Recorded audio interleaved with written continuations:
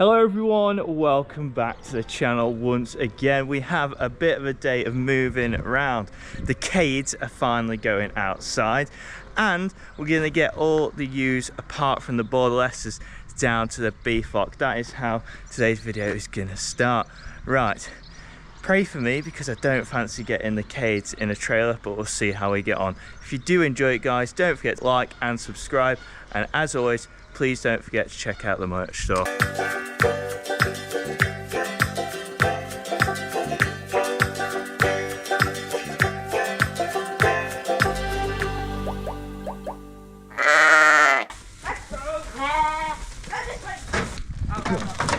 Yeah, it's fine.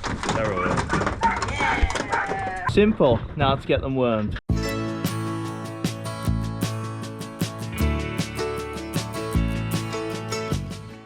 That wasn't too bad. So that's the cades all wormed and ready to be put outside. Now we move on to the bigger group. We're going to run them round into the shed where the cades were because it's just far easier in a confined space than running around the field trying to worm stuff.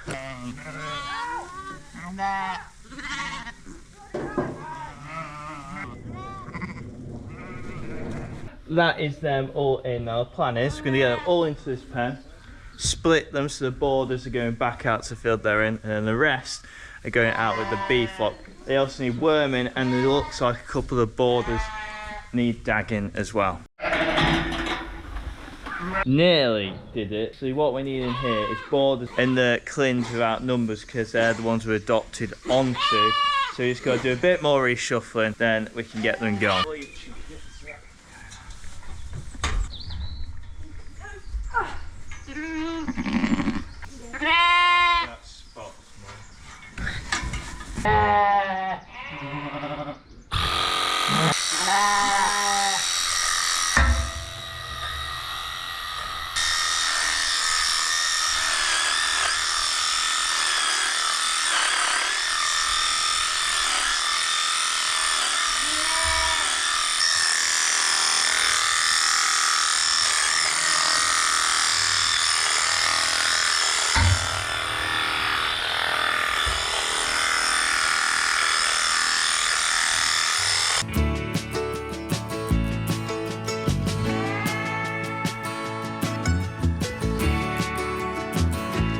I look out across the water, I smell the salt, I feel the breeze, but in my...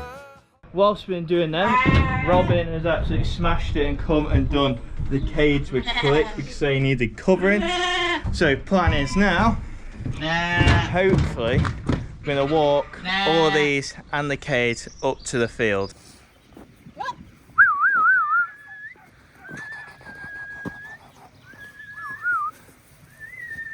Yeah, lammies.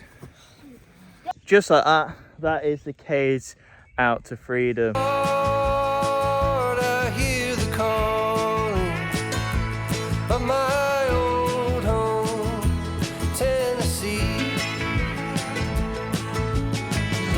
We don't know where these rivers flow. Spot, please. Stop! There we are.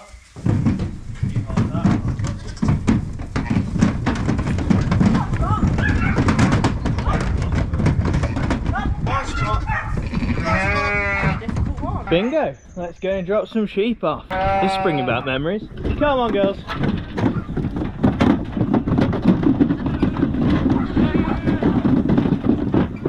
There you go.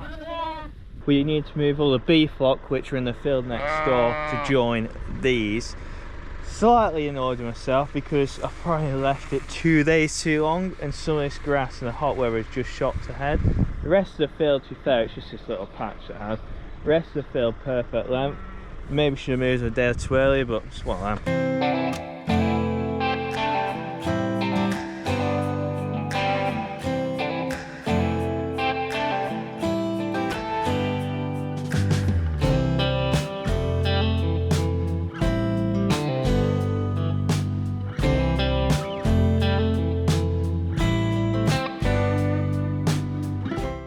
And I might have to take back the comment about the grass, because across the rest of the field it's looking at perfect length for grazing. It's just that little patch up there. So they were on this field here, which we have left a bit of grass on, not gonna lie, but it's because the A flock, don't know how well you'll see it, all the way over there, they'll come onto this field next once they've grazed that off. So we want a little bit more regrowth on it. Try to be a bit more tactical this year.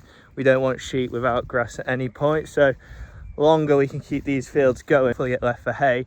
So once they move, those two over there, they're cut off, then we're down to 2, and then once they're weaned, they're down to 1. Quick seed drop off. George is just drilling the final field that needs to be drilled. Finally, just a few, multiple months late, but it's what it is. Yeah, we got all of it in, and then the tractor started playing up yesterday. Something to do with the PTO. Obviously, as I said before, this all wester wall's going in, so it should grow really fast and hopefully get 2 cuts of grass off. We have got a little bit of rain coming tomorrow, so that should get it going as well. I thought this would be a good opportunity to show you guys how this all works. There's a few bags in the way now, but you see this is the hopper. You go down there, you'll see all that seed in the bottom. We do just keep a lot of the seed in bags so we don't use more than we actually need. So you'll see all these pipes here. Those pipes go down to each of these individual coulters which plant the seeds in the ground. Then you have this wheel here, and there is a measuring thing over there, a meter thing, I'm not sure what you call it, but that spaces it out. So some people will drill grass and they'll just spread it across the field, but we drill it in lines. Then there is a power harrow at the front, so this smashes the ground all up. You'll see there all those metal tines spin round really quick, just smash the ground up. Then we have a press behind it which looks like a roller with spikes on it, which gets the ground all nice and soft, ready for the seed to be drilled in. And then we have tines at the back just to cover the seed over. Hope that makes sense.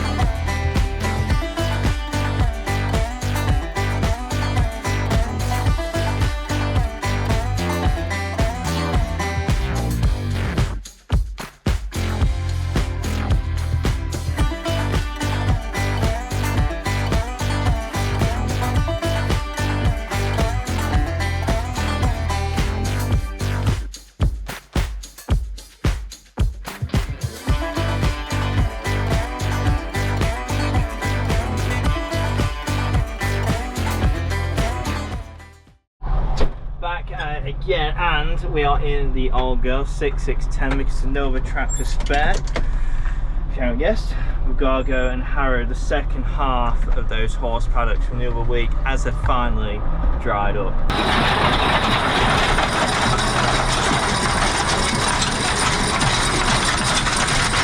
That is 3 fields harrowed. Gonna come back and roll them, but just quickly, as fortunately the shearling ewes are in the field next door across the river. We're just going to give them a quick check, make sure all okay.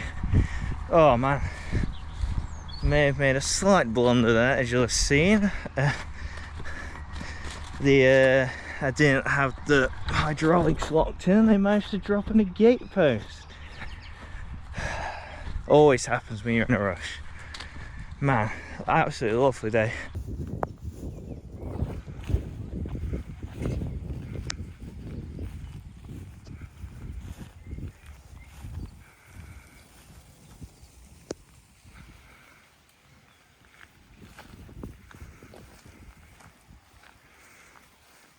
Happy sheep, happy farmer.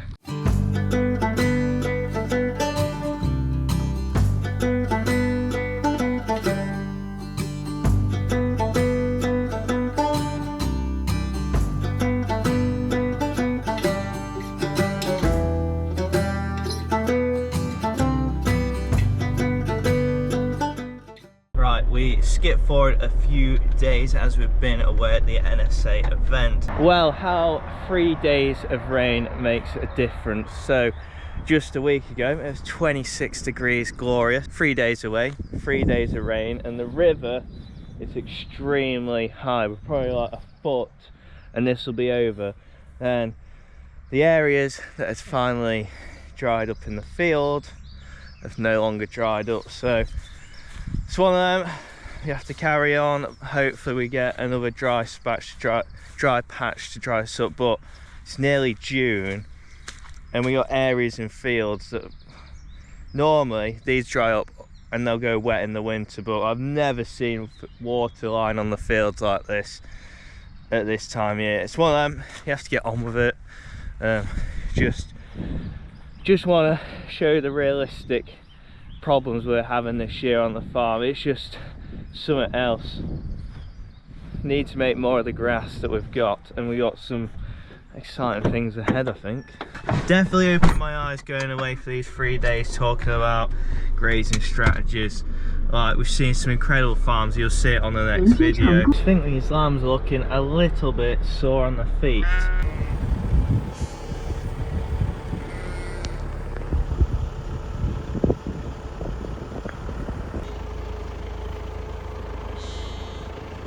So, decision is made. I forgot to say, we are weaning next week and I will run them through a foot bath because too many lame lambs. I know it's probably this rain that's caused it in the nice lush grass, but it is not all negative. We'll just jump out here because I've got some good news. So obviously you've just seen a very wet patch, and this is one of those wet patches. Since we've gone away, the muddy patches in the field across from them actually have started to come back with grass. So that's one positive. They're not looking too bald anymore, so some good things have come with the rain. But yeah, weaning wise, reason decisions made, it's not because I've got sore feet. They were averaging 28 kilos last week across the board. The bottom 10% hadn't quite hit that 25 kilo mark, which I want to hit for them to be weaned. We don't wean off age here, we wean off weight, and that's 25 kilos. So give it another week, which means the majority of the sheep in this group will be 25 kilo plus. The top end, they're like some of them over 40 kilos, and the oldest will only be 13 weeks old. So yeah, that's decision made for next week. It's happened again. Just come to electric fence and I'm praying the actual field's not underwater. Let's get in. Could this year get any wetter? This is genuinely upsetting. So the river has come over again. This is the field that we evacuated them from in November. It's now end of May. And it's flooded again. Fortunately, the field that the sheep are going to go on to in here, fortunately there is wet patch there. I'm underestimating that. There's a wet patch there, but the rest of the field is all okay, and we can get the fence in. Going across that side, the rest of the field's fencing okay. They're currently in the field through there. We're not able to move the sheep at the moment because it's about a foot underwater in the gateway, and for about 50 yards into the field. Just look here. I can't even walk down the track there.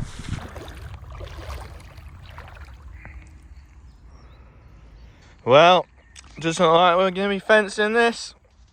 What a disaster. I'm kind of glad I didn't fence this before I left now, but we're literally a foot underwater around this edge of the field. It's crazy. It's May.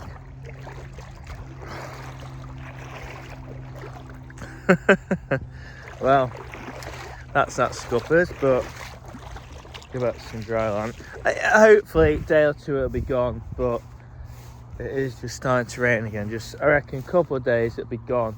I think it's more so lifted with the river level These are the low areas of the field. The just annoying bit is the fence line's got to go through that, and I can't get the mule through it. That end of the field will be dry. This bit we're stood on will be dry, but both sides of the field, typically where the fence has to go, we're not getting through that with the mule.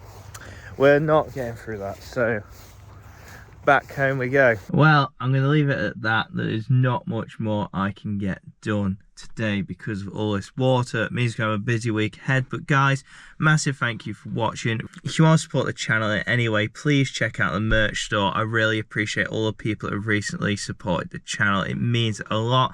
And most of all, don't forget to like, subscribe. I'll see you next time.